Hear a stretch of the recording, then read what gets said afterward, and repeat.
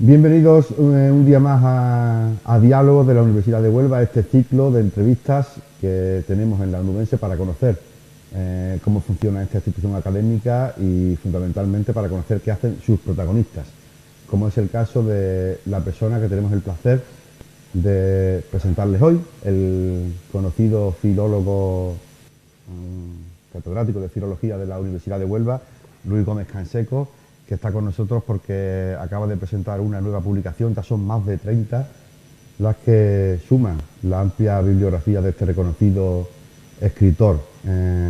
Se trata de Don Juan Enríquez de Zúñiga y su perrita, una publicación que además ha tenido una enorme repercusión en todos los medios nacionales. ¿Qué tal? Bienvenido. Hola, muy buenos días y muchísimas gracias por la invitación, porque lo que uno tiene que hacer normalmente es estudiar en su casa o en su despacho sin que nadie se entere, y bueno, esto tiene un eco que también es de agradecer por parte de la universidad.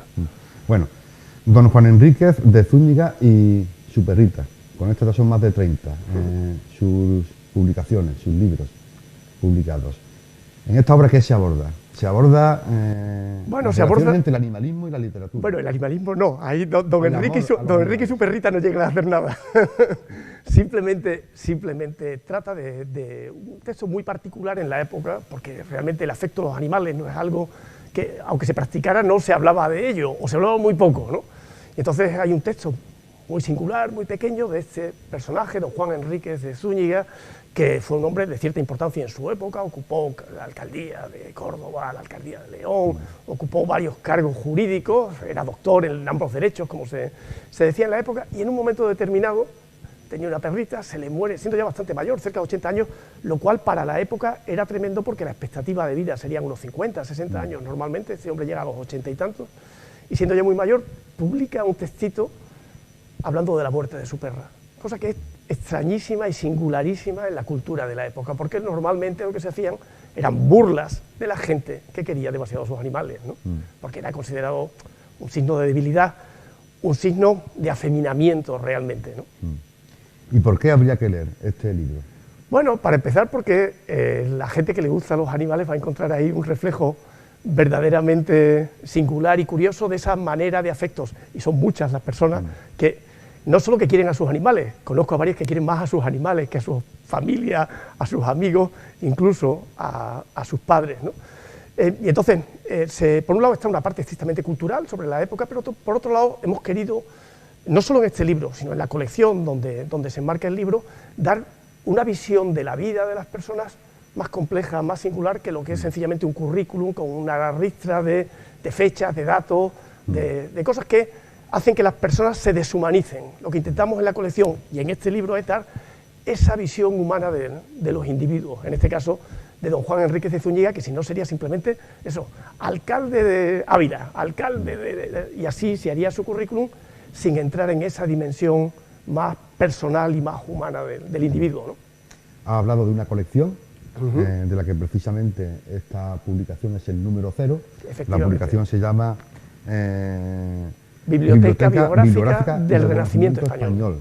Háblenos de esta nueva iniciativa, qué perseguís con ella, qué publicaciones tenéis ya. Bueno, pues tengo la suerte y el privilegio de dirigir en la Universidad de Huelva 2 colecciones, una que empezó en el año 92, si no recuerdo mal, perdón, en el año 98, que se llama Biblioteca Montaniana, sobre estudios humanísticos, que ha recibido hace varios años y acaba de renovar el sello de calidad que se da a las publicaciones universitarias, que no tienen muy pocas publicaciones en toda la Universidad Española. De hecho, la nuestra fue una de las primeras que la sacó en toda España, por encima de universidades que en principio son mucho más potentes que la nuestra. Y ahí ya llevamos ya 40 y tantos textos publicados, y puedo decir con orgullo que, no por el trabajo que yo he hecho, sino por las publicaciones que he podido sacar adelante, con un impacto internacional verdaderamente grande. En todas las universidades del mundo están los ejemplares de la Biblioteca Montaniana. Y ahora hemos querido iniciar una nueva trayectoria con la Biblioteca Bibliográfica del Renacimiento Español, que atiende a personajes de diversa índole de ese periodo tan importante para la cultura española, que hemos llamado Renacimiento, pero que incluye el siglo XVI y XVII, entendiendo que el barroco es también una extensión de esa inercia que empieza a final del siglo XV y que dura hasta un poco más allá de mediados del siglo XVII, atendiendo a personajes muy diversos, algunos tan importantes, como es el número 1 de la colección, como Nebrija, donde hemos sacado un libro que está teniendo un enorme impacto académico y mediático también, una biografía de Nebrija de Pedro Martín Baños, verdaderamente impresionante, con una aportación de datos absolutamente extraordinaria, o por otro lado personajes menores, como, bueno, menores no en la época, el arzobispo de Toledo, don Bernardo de Sandoval y Rojas, que fue protector de Cervantes, pero que en su época fueron verdaderamente importantes y luego han ido desapareciendo, ¿no?, del panorama, pero entre sus méritos está el de haber protegido a Cervantes en los últimos años de su vida, o incluso personajes casi anónimos como los maestros de letras de niños en el siglo XVI y XVII, sobre los que apenas se había escrito nada, y hemos publicado un libro recopilando información sobre la vida de estos personajes tan importantes en una sociedad, como lo que enseñan las primeras letras, y que estaban casi por completo olvidados en ese periodo. Bueno, pues ya ven que son muchos, varios ya los libros que pueden leerse, que están a disposición de los lectores, gracias a esta colección, de la que decimos que el número 0 es precisamente esta obra, don Juan Enríquez de Zúñiga y su perrita. Hemos hablado antes un poco de ella, pero me gustaría preguntarle qué le ha parecido la importante repercusión que ha tenido a nivel nacional. Son muchos ya los artículos publicados sobre esta publicación. En efecto, y bueno, intervenciones en la radio, comentarios de diversa índole y en diversos lugares. Creo que probablemente, por un lado, porque hay un interés real en la vida de los seres humanos por los animales, y no es reciente. Yo soy de pueblo y he vivido en el campo, y mi relación con los animales es distinta a la de un urbanita, lo cual no quiere decir que no se quiera a los animales, solo que es otro modo de vida. Y luego, por otro lado, porque gracias al servicio de publicaciones de la Universidad de Huelva, el libro ha salido con una presentación verdaderamente bonita y atractiva, incluyendo imágenes de representación de perros en la época que se van comentando a lo largo del libro y que sirven también para ilustrar esa visión del trato con los animales en la época, ¿no? Entonces, creo que el trabajo que se ha hecho desde el servicio de publicaciones para editar una colección de una manera extraordinaria y verdaderamente bien presentada y bonita, en el caso de este libro se ha hecho un esfuerzo extra que creo que también contribuye a una difusión amplia, ¿no? Bueno, hemos hablado de la colección, hemos hablado del libro, de lectura obligada. Bueno, obligada nada. Fundamentalmente, eso lo digo yo. Al final de la jornada, aquel que se salva sabe y el que no sabe nada. Así que lo importante es salvarse, ¿no? Lo digo yo, de lectura obligada, sobre todo en Huelva, porque el autor es de Huelva, catedrático de Filología de la Universidad de Huelva, y también para los amantes de la literatura y de los animales. Pero hablemos ahora de usted. He comentado al principio que ya con estas son más de 30 publicaciones, una amplísima trayectoria ya en el ámbito de la literatura, la investigación. ¿Qué es lo que más destacaría de su prolífica o su amplia obra, si tuviese que quedarse con algo? No sé, porque uno va trabajando conforme va avanzando, conforme llegan los encargos, porque la mayoría de los trabajos son fruto de encargos, y lo único que tengo que destacar fundamentalmente es dar las gracias por haber tenido el privilegio de dedicar mi vida al estudio y de poder vivir de eso, y no solamente dedicarme al estudio, sino además poder enseñarlo. Es un verdadero privilegio. Me pagan por estudiar y por transmitir el resultado de ese estudio. Y tanto el momento del estudio como el momento del aula y de la transmisión del conocimiento son dos momentos extraordinarios. Yo siempre lo comparo con... Yo, cuando era joven y las piernas y las rodillas me respondían, jugaba al baloncesto. Entonces, mientras uno está jugando al baloncesto, solo piensa en la pelota y se olvida de cualquier otro problema que tiene en la vida. Entonces, cuando uno está en el aula, cuando uno está estudiando, los problemas desaparecen y entra en otra dimensión, que es una dimensión perfecta, donde solo se contempla el placer de enseñar y el placer de aprender, ¿no? Además, estamos hablando de un tema que quizá para muchos no lo ven así, o parte de la sociedad no lo ve así, de un tema crucial para el desarrollo de la humanidad, de la cultura, como es la lengua, la literatura. ¿Considera que la gente lee la literatura suficiente? ¿Que bueno, habría que leer?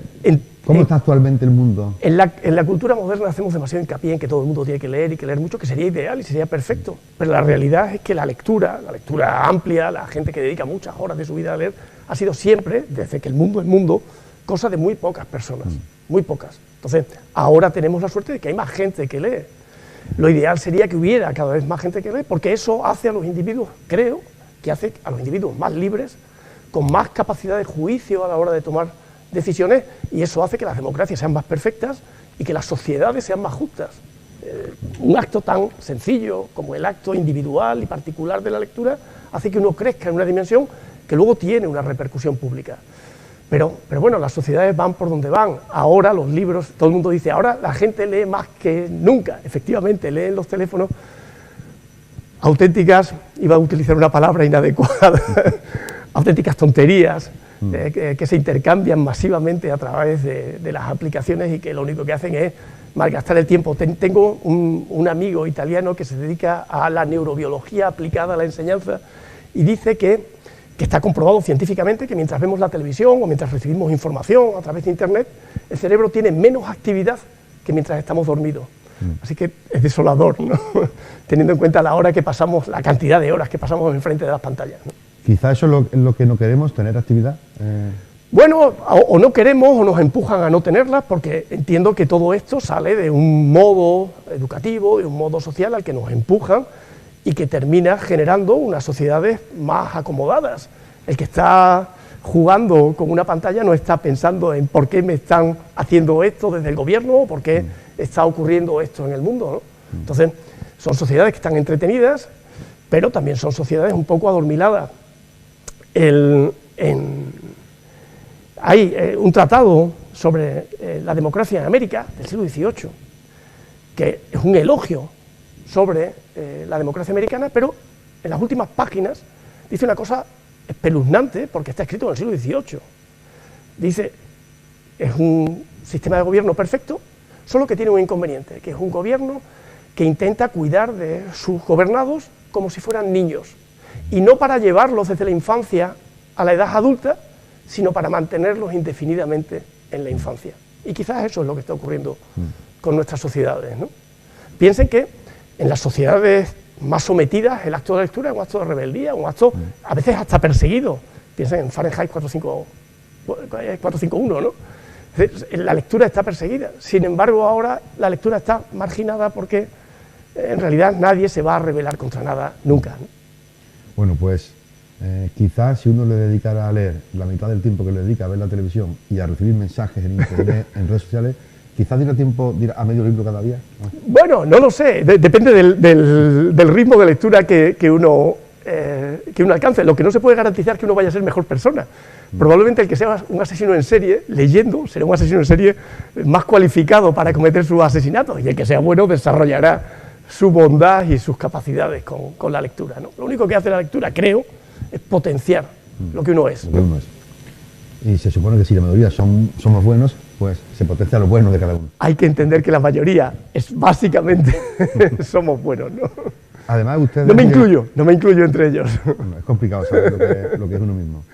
Además, usted es director de la biblioteca Montaniana, efectivamente, como le decía. Háblenos antes, de esta bueno, biblioteca. pues es una de las cosas que estoy orgulloso porque fue una invención de cuando yo era un niño, prácticamente recién llegado a la universidad, pocos años después de llegar a la universidad, y vinculado a los estudios en los que yo me inicié, que estaban relacionados con el humanismo y con una figura importante, aunque sea marginalmente para la vida y para la historia de Huelva, como es Arias Montano, que tuvo una villa de recreo en lo alto de la sierra de Alájar, por encima del pueblo, y por eso se llama Biblioteca Montaniana, por Arias Montano, aunque empezó editando textos y estudios sobre Arias Montano, pero abierta desde el principio a todo ese movimiento que representa el humanismo desde el siglo XV al XVI y que es un movimiento fundamental para la invención de la modernidad en Europa.